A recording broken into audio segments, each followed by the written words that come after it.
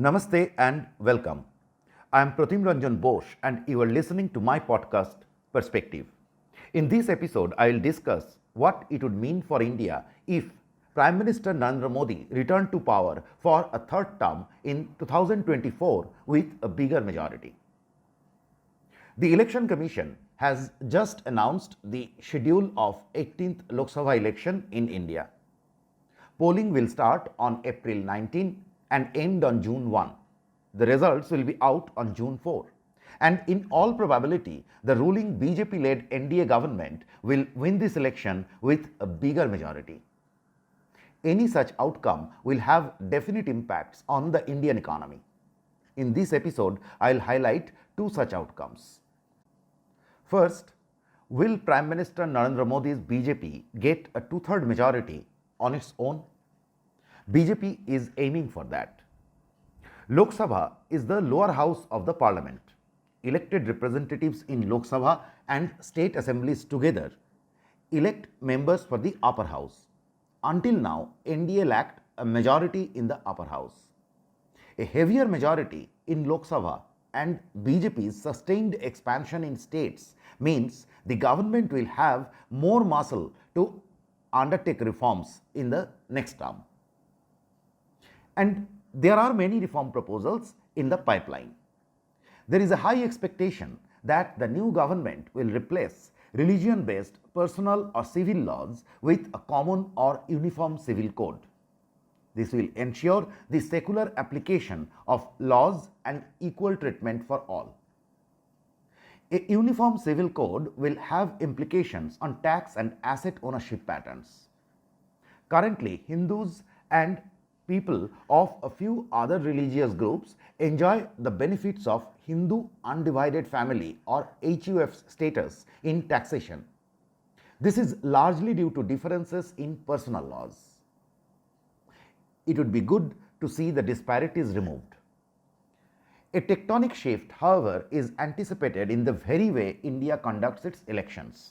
The benefits will come through cost savings, clearing the political space from unnecessary muck, and putting up a more acceptable image to foreign investors.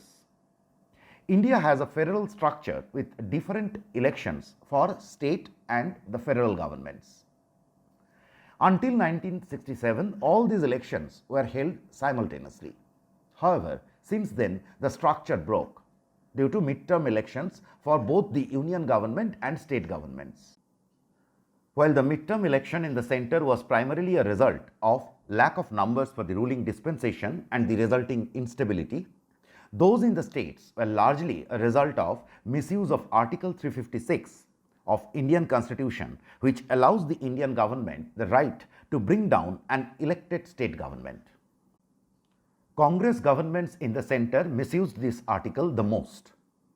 According to a statement by Prime Minister Narendra Modi in Parliament in 2023, the article was used 100 times in the last 75 odd years. Congress governments in Delhi used it 90 times.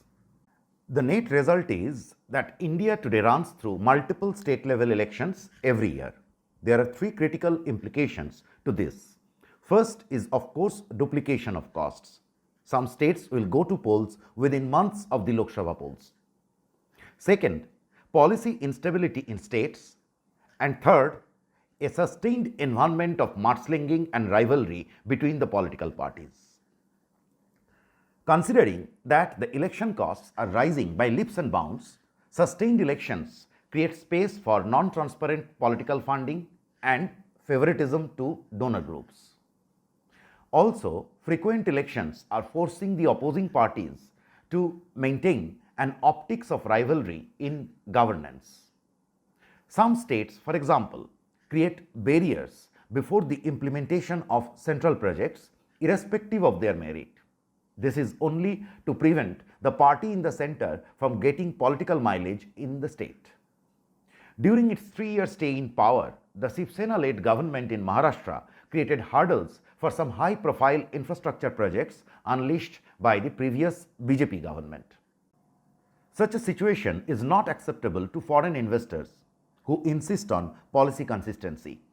A one-time election across the country can bring sanity to the system.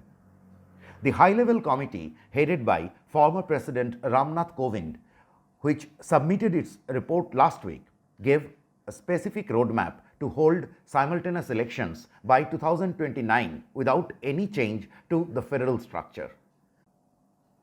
According to the Kovind panel, quote, the amendment should provide for designating an appointed date, that is, being the date of the first meeting of the newly constituted House of the People, after which the conduct of the elections to the state legislative assemblies for the constitution of the state legislative assemblies will take place, unquote.